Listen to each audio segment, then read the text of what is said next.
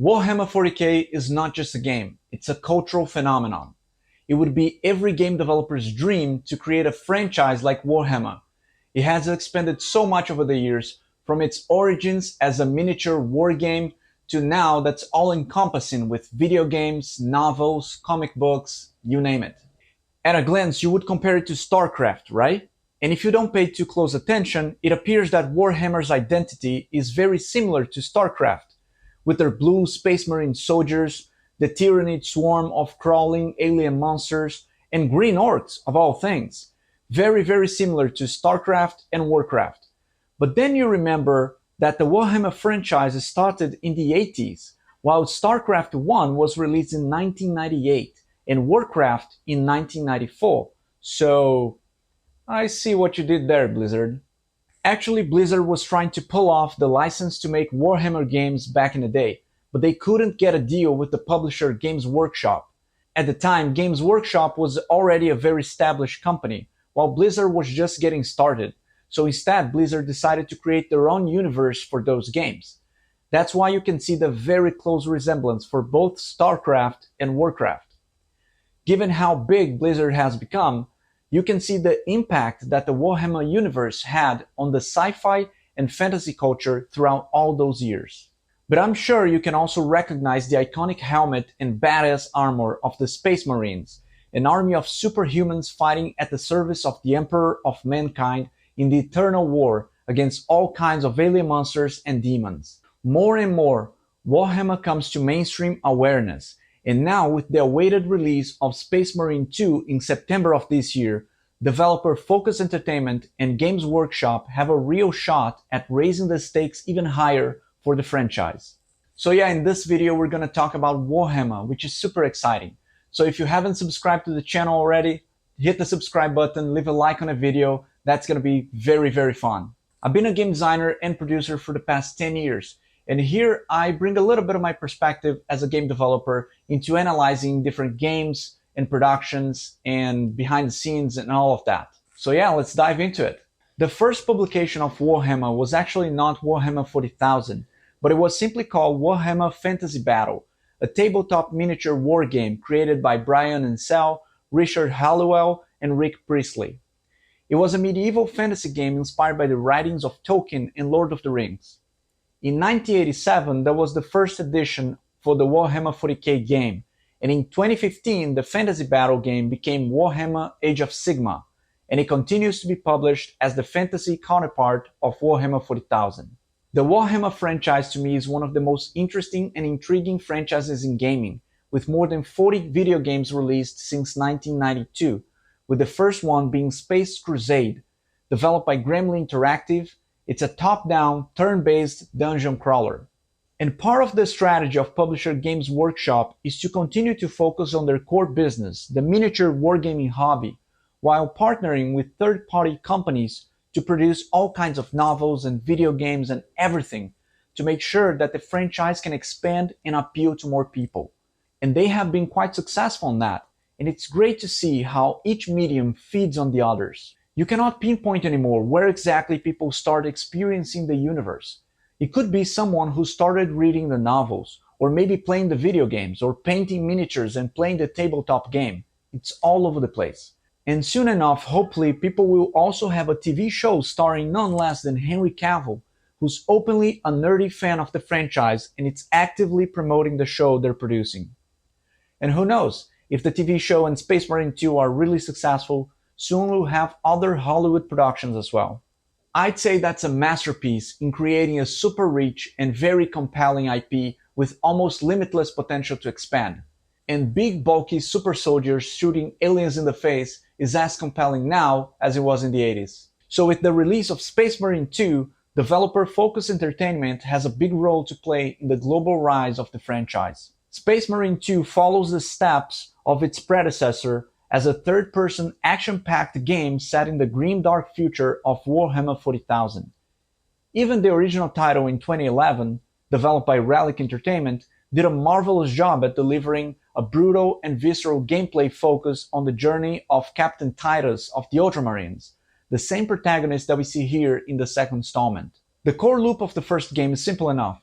linear progression, story beats with character dialogue, and tons of orcs for you to slaughter in most diverse ways. Frantic combat right in the middle of the fight, surrounded by enemies, makes you feel incredibly powerful, and that's a crucial part of impersonating a space marine, a superhuman soldier that's almost indestructible.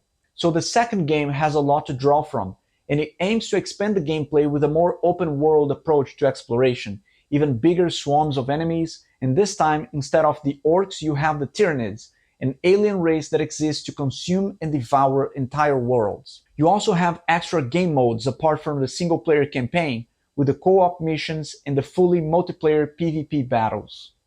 The decision to bring three very different, fully fleshed out game modes is a tricky one. On the one hand, that's expected in today's market.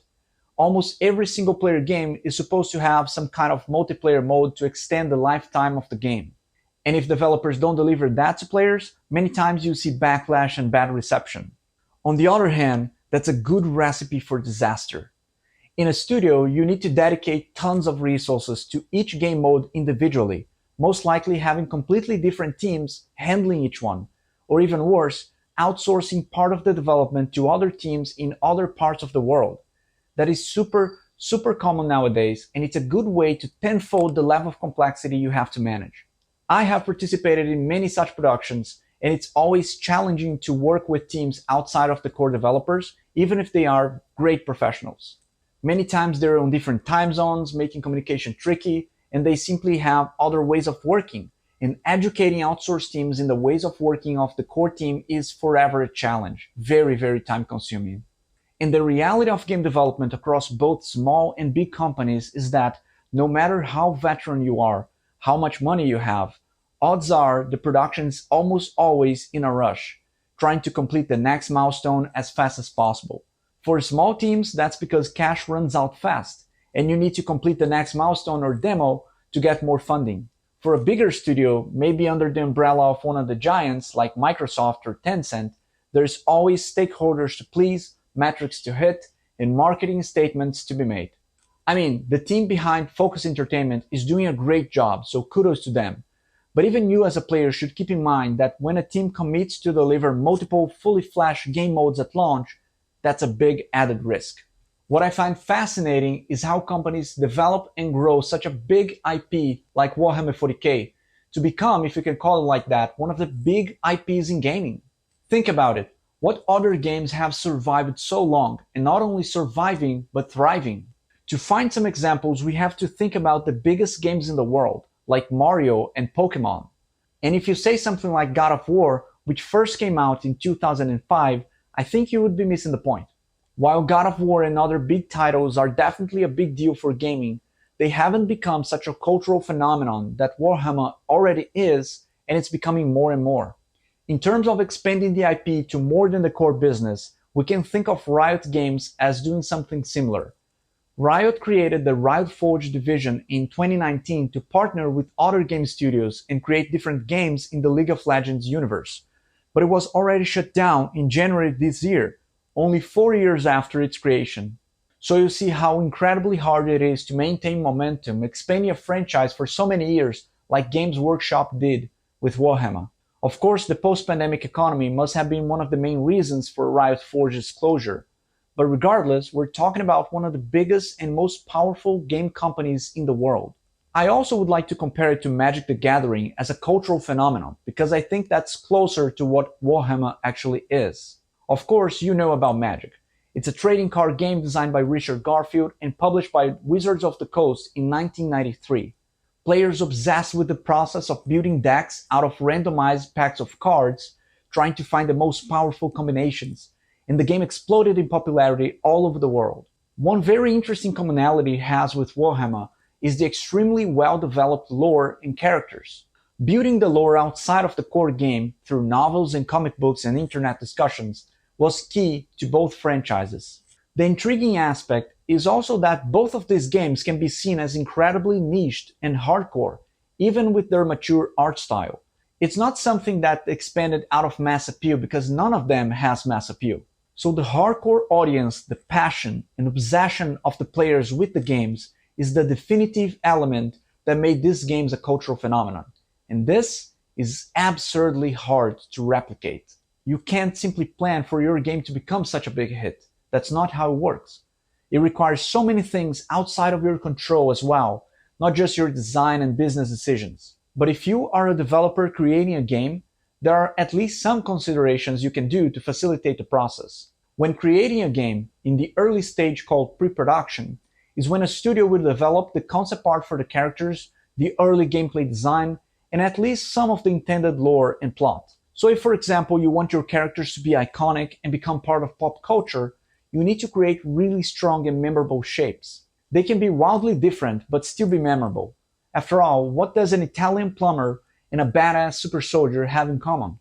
But still, the shapes are easily recognizable, strong, and clean. You can draw both Mario and an Ultramarine with just a couple of shapes on a piece of paper, and you will recognize them. For Mario, it's basically the hat, the nose, the mustache, and the suspenders. The Ultramarine is recognizable mostly via the helmet shape, the eyes, the shoulder armor, and its sheer proportions. This element of character design and many other things are just some of the hard work required to create the faces that will carry your entire IP and franchise. Overall, it's a pretty exciting time to be a fan of Warhammer 40K, or to become one if you're unfamiliar with it. And to me, Warhammer continues to be one of the most compelling franchises and case studies in games. Another interesting point to me is that with so many different stories being told in the universe of Warhammer, what exactly is the main story? Does it even have one? Well, yes and no. Games Workshop themselves stated that everything released with the Warhammer brand is canon. This is part of their strategy to organically expand the universe and lore without needing to have too much control over what's published. Of course, some of the main pillars of the franchise need to be respected, but it is said that each publication is the interpretation of the author about the universe and the events within it, so nothing is wrong.